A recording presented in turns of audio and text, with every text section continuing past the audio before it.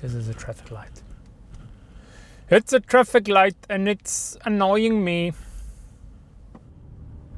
Ciao, I'm Mario, a Swiss car guy on YouTube, and today I'm driving my 2008 Lexus LS600H, as usual in my videos. And yes, this is another driving around while talking video.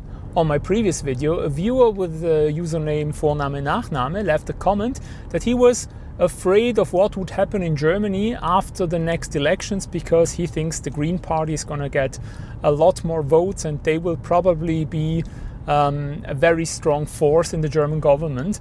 And he was kind of afraid of what would happen to motorists, to car owners in the future if that happens. And this is actually a very good subject because I think it's not just Germany, it's pretty much everywhere. So wherever you are, it's likely that in the future, in the next few years, let's say in the next 10 years, more regulations are going to come up that will make driving a car a bit more difficult or at least more expensive. Climate change is a big topic nowadays, and since people believe that throwing away a perfectly good old car and buying a new efficient car instead is an ecological thing to do, we will have some problems driving our old cars in the future. Some cities already have low emission zones that you can only drive into if you have a particularly low emissions car, and that means a fairly new car. Let's be honest, there will be more and more of these eco zones in the future, and that means that people like many of us who drive old cars will have a bit of a problem, because what do we do with our cars if we cannot drive them everywhere? But now you will say, Mario, just buy a new low emissions car and you can drive it everywhere. Well, yes and no, because on the one hand, we don't know how these low emission zones will evolve. Right now you need to have like a Euro 6 or Euro 7 emissions car to be allowed into, but in the future it might only be accessible to electric cars. Which, I mean, is perfectly fine if you like electric cars, but if, like me, you also like the old internal combustion style of car, then this doesn't really solve the problem. Then there's also the thing that more and more new cars do not really cater that much to the driving enthusiast. I mean, let's be honest, most people do not really care about driving. For most people, the easier it is, the better it is, and they actually cannot wait for the time when autonomous cars are around. Thankfully, we are ways off. I mean, seriously, how do you expect an artificial intelligence to steer a car when the world's most powerful AI company, let's call them like that, Google, can't even manage to show me on YouTube and on YouTube Music relevant ads? And I know that sounds kind of dumb, but Google makes their money through advertising. And yet when I see ads, it's usually for products that have nothing to do with my interests. And I mean, I use Gmail, I have a Google One subscription, I use YouTube a lot, I am a YouTuber. Google should know pretty much exactly what I want and what I like. Instead, I get ads for, guess what? Women's hair products. Me! Hair products. The most powerful company in the world can't manage to give me ads for something relevant to me. So if they fail at something as basic as that, I mean, how will they be able to drive a car in this kind of traffic? It will not happen in the next time. I reckon it will happen in my lifetime, and I'm 37 right now. Time has no meaning for me anymore. But I don't think it will be in the next 5 years. I don't think it'll be in the next 10 years because they have so much to sort out first. And before that, we will not have mass market autonomous driving cars. But back to my point that most people don't care about driving and they rather wouldn't. That means also that most new cars cater to those people. So they make driving very easy and very uninvolved. But for us enthusiasts, and I realize it doesn't make sense for me saying this out of a Lexus LS600H, but we generally want cars that involve the the driver a bit more. We want cars sometimes that have a manual transmission. Personally, I don't. I prefer automatics, but to each his own. But the thing is, if you've noticed, there are fewer and fewer cars with a manual transmission. Most cars nowadays are automatics, or if they're electric, they don't have gearboxes. But the thing is, if you want a manual car, if you want like a bit of a mechanical old school car, you either have to buy something that's already been built, something old, or I reckon in the future they will still be built, but in very small numbers for the real enthusiasts who also have very deep pockets. I mean, it's a bit like an analogy I've already made, watches. It used to be that all watches were mechanical, then at some point the electric watch came around, and now basically most watches are electric, if people even still wear them, but there are still the enthusiasts who like a mechanical watch and are usually prepared to pay quite a lot of money for it. I mean, a Rolex is generally less accurate than a $10 Casio, but still Rolex manages to sell about 1 million watches a year.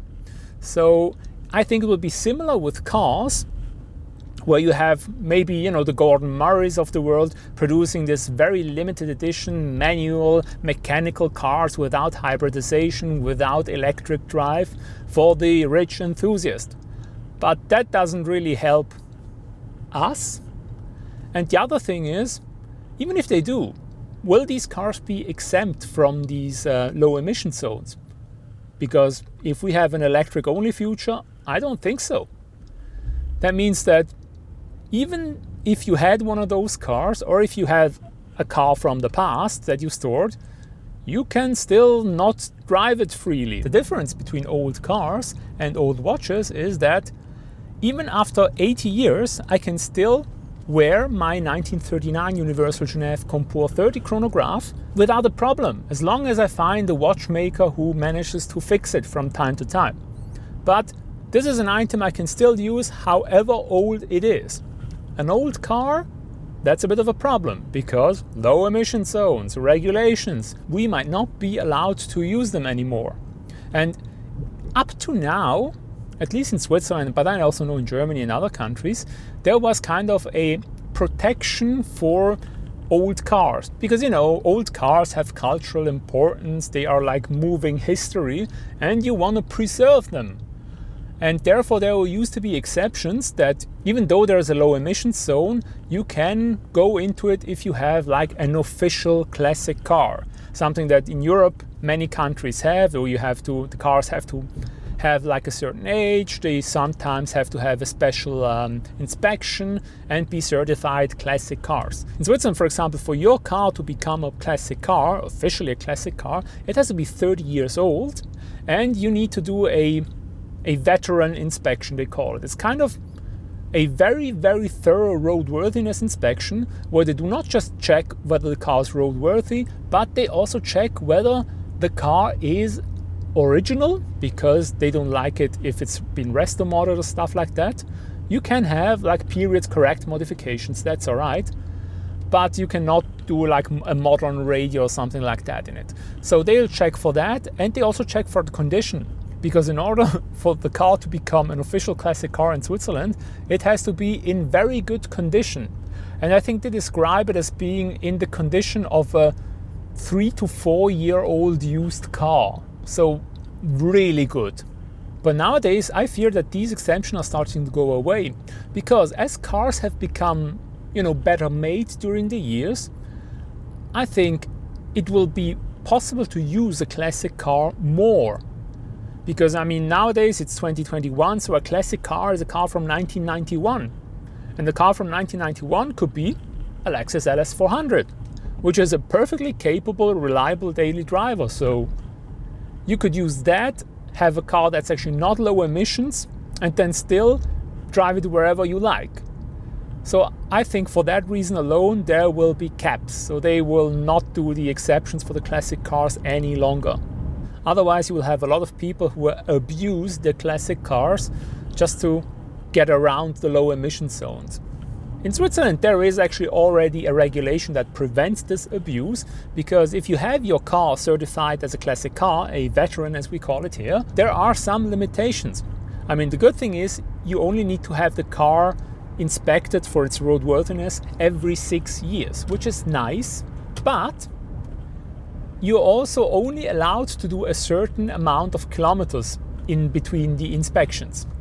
And I don't know how much it is exactly. I thought it was something like an average of 2,000 kilometers a year.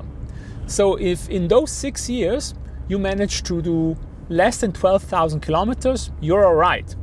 But if in that period you made like 30,000 kilometers, you have a problem.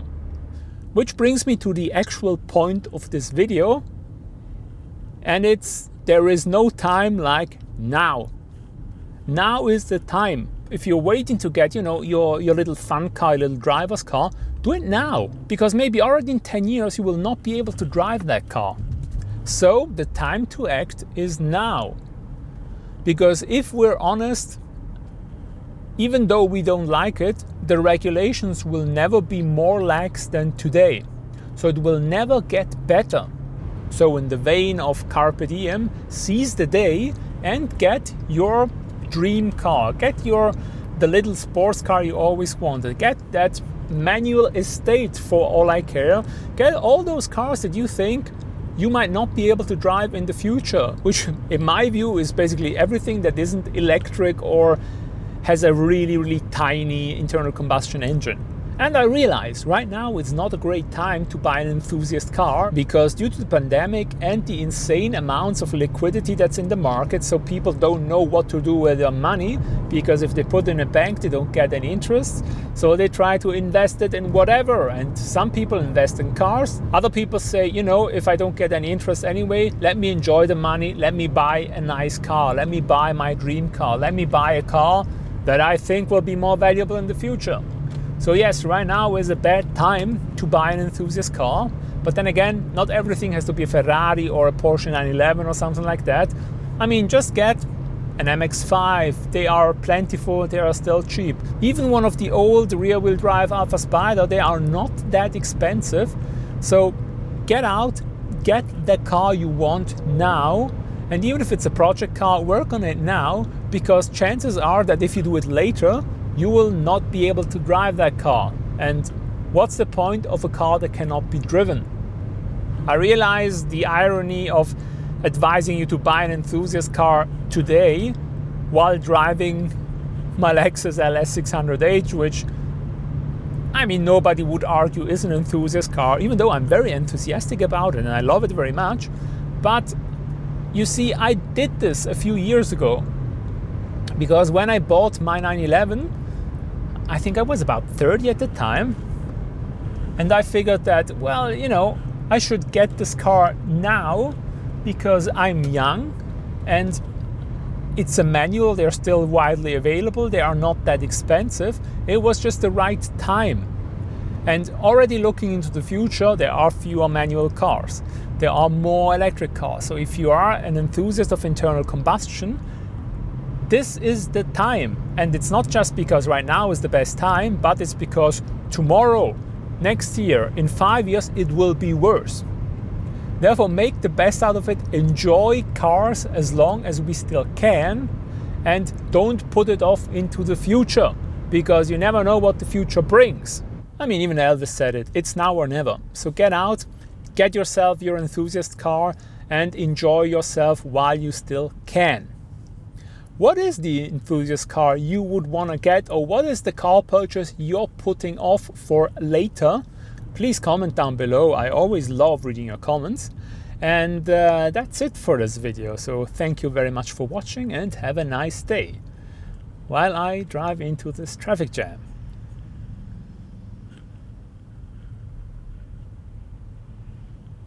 And this is the reason why I like automatics. Traffic jams. They are everywhere in Switzerland. I think they are everywhere. Everywhere? I mean, I like myself the driver involvement you get with a manual gearbox, but that usually for me only matters when I'm driving like a nice mountain road, or maybe if I'm on a racetrack. in day-to-day driving I can do without that driver involvement. And especially like now in a traffic jam, it would be very annoying. And this, funnily enough, was one of the major reasons why I sold my 911 back then. Because the 911 Turbo has a hydraulic clutch while it's easy to operate, it's kind of very difficult to find the right point where the clutch starts grabbing. So you have to like do a lot of workout with your leg to get it right, because you don't want to burn your clutch, you want to use your clutch up. So you have to be really careful about that. And this was just too annoying for me. Therefore, I much prefer the GTR with its dual clutch automatic.